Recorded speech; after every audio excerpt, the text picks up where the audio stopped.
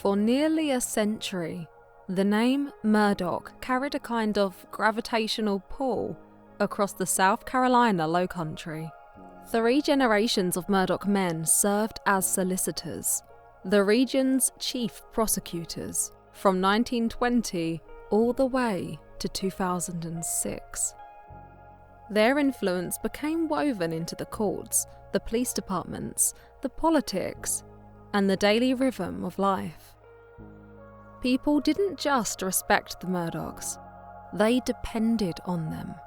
And in small towns where power is often personal and public at the same time, the lines between justice and influence blurred. The Murdaughs prosecuted criminals, defended clients, collected settlements, shaped verdicts, and built alliances. Power like that doesn't need to shout, it just needs to exist. Hidden beneath the surface of this family's reputation, behind the handshakes, the courtroom victories, and the generational pride, a quiet decay was spreading. That decay had a name: Alex Murdaugh. The unravelling began long before murder. On February 24th, 2019, a boat glided through the dark waters of Archers Creek. 6 teenagers were on board, among them Paul Murdaugh, the youngest son of Alex. Loud, charismatic, known to drink heavily and to become aggressive when he did. Witnesses said Paul was drunk and refused to let anyone else drive. At 2:26 a.m., the boat slammed into a bridge piling. In the chaos, 19-year-old Mallory Beach was thrown into the cold black water. Her body was found a week later. Paul was charged with boating under the influence causing death, and for the first time, the Murdaugh aura didn't seem to shield one of their own from public scrutiny. People started to whisper. People who had once defended the family now asked questions. For many, that boat crash was the moment the dynasty's shield cracked, but no one yet understood how deep the fracture went. On June 7, 2021, the facade shattered completely. At 10:07 p.m, Alex Murdaugh dialed 911 from the family's expansive Moselle property. His voice shook as he told dispatchers that his wife Maggie and son Paul had been shot. The scene was brutal. Paul had been killed by 2 shotgun blasts inside the kennel feed room. Maggie was found a short distance away, shot multiple times by a semi-automatic rifle. Alex told investigators he hadn't been near the kennels at night. He claimed he had gone to visit his mother and returned to find the bodies. But investigators began building a timeline that would dismantle that alibi, piece by piece. 8:44 p.m. Paul films a video at the kennels to show a friend a problem with his dog's tail. On the recording, 3 voices are heard: Paul, Maggie, and unmistakably, Alex. This was minutes before Paul's phone went silent forever. 9:06 p.m. Alex's vehicle is recorded leaving the Moselle property. He begins driving toward his parents' home. 9:07 to 9:43 p.m. Alex's phone shows minimal activity, but his vehicle data reveals rapid acceleration, inconsistent speeds, abrupt stops. Prosecutors argue this was a staging period. 9:43 p.m. Alex arrives at his mother's house. His visit lasts only about 20 minutes. 10:01 p.m. Vehicle data shows Alex driving back to Moselle at high speed. 10:07 p.m. Alex calls 911. This is the first recorded attempt to report the deaths. 10:11 p.m. First responders arrive. They note Alex is wearing clean clothes, not the clothes he was seen wearing earlier that evening. Those earlier clothes were never found. Investigators began piecing together a pattern of contradictions, digital traces, and forensic details. 1. The kennel video, the key evidence. Paul's phone video captured Alex's voice at the kennels moments before the murders. Alex had denied being there. Jurors later said this lie destroyed his credibility. 2. Gunshot residue. Gunshot residue was found on Alex's shorts, Alex's hands, the steering wheel of his vehicle. 3. Weapon type. 2 different weapons were used: a shotgun, a .300 blackout rifle. The Murdaugh family owned multiple .300 blackout rifles. 1 was missing. 4. Phone and step data. Alex's steps increased sharply just minutes after the murders. His phone was handled in ways suggesting deliberate manipulation, including orientation changes, indicating he turned it upside down while moving. 5. The clothing.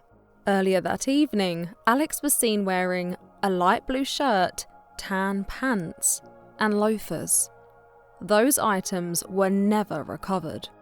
On the 911 call, he was wearing different clothes. While investigating the murders, authorities uncovered an enormous financial scheme. For years, Alex had been stealing client settlement funds, creating fake accounts, forging signatures, laundering money, borrowing from client trust accounts, lying to partners, clients, and friends. The theft exceeded $8.7 million. The victims included injured workers, a quadriplegic client, the children of the family's longtime housekeeper, accident victims, and even his own law partners. He funneled money into a fake bank account named Forge, impersonating a legitimate financial company.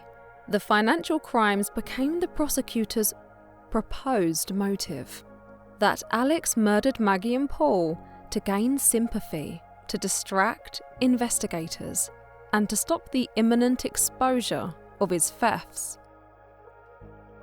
On September 4th, 2021, 3 months after the murders, the story took a bizarre turn. Alex called 911 claiming he'd been shot on the side of a rural road. Police later determined that the shooter was Curtis Edward Smith, a distant cousin. The shooting was staged. The plan was a life insurance suicide scheme. The goal was for Alex's surviving son, Buster, to receive $10 million. Alex admitted to the plan. The shot barely grazed his head. Investigators said it was another attempt to manipulate public sympathy. The Murdaugh spotlight cast long shadows. 1. Stephen Smith, 2015. A young man found dead on a rural road. Initial ruling, hit and run. Case was reopened in 2021 due to information discovered during the investigation. No Murdaugh has been charged. 2. Gloria Satterfield, 2018. The Murdaugh housekeeper who died after a reported fall at the home. Alex told her sons he would secure an insurance settlement for them, then stole the entire payout. This fraud became a major financial indictment. These cases weren't ruled homicides linked to Alex, but they painted a picture of a family surrounded by unusual tragedy and unresolved questions. The trial began in January 2023. For weeks, prosecutors painted a portrait of a man drowning in debt, addicted to opioids, cornered by financial exposure and desperate to regain control. Alex took the stand, unusual for a murder defendant. He admitted to years of theft, drug addiction, and lying to investigators. But he denied killing Maggie and Paul. The prosecution argued motive, financial collapse, opportunity, he was at the kennels, deception, repeated lies, forensic evidence, residue, clothing, phone data, timeline, the kennels video. The defense argued no weapon recovered, no direct eyewitness. Alex loved his family, forensic uncertainty, but the kennel video remained the fulcrum. On March 2nd, 2023, the jury returned its verdict. Guilty of murdering Maggie, guilty of murdering Paul, guilty of weapons charges. Alex Murdaugh was sentenced to 2 consecutive life sentences. The dynasty that once held a century of power fell in a single courtroom moment. Today, Alex remains in state prison. He continues to face and plead guilty to numerous financial charges.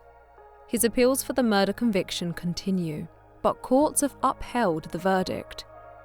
Civil cases related to the boat crash, the Satterfield settlement, and other financial victims are ongoing. The family law firm dropped the Murdaugh name, properties were sold, assets seized. The once powerful lineage reduced to legal filings, victim restitution, and the ashes of a legacy. The Murdaugh case is more than a murder. It is the rise and collapse of a dynasty built on influence, burdened by secrets, and undone by one man's downfall. From boat crashes to staged shootings, from fraud to homicide, the story of the Murdaughs shows how deeply ruin can grow when power becomes a shield, and privilege becomes a prison of one's own making. A dynasty that seemed untouchable for generations fell under the weight of its own secrets. And in the end, the truth devoured everything.